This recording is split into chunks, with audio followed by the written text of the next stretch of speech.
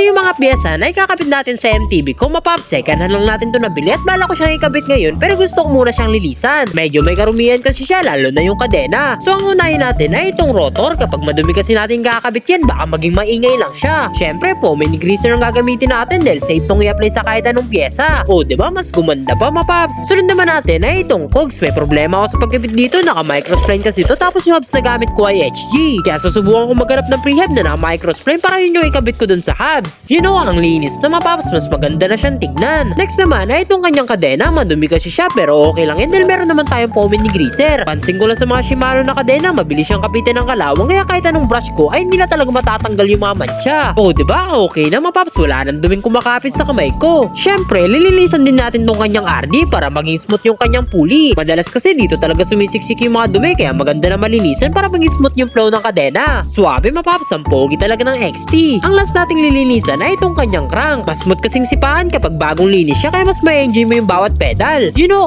okay na mapaps, excited na akong magamit to. Ang ganda talaga gamitin ng foam and degreaser, hindi lang siya para sa kadena dahil pwede rin panlinis ng mga pyesa. Safe pa siyang i-apply kaya wala kang magiging problema. Kaya kung gusto nyo rin na mabisang panlinis ay ilalagay ko na lang yung shop yan sa yellow basket. Yun lang mapaps, ride safe palagi.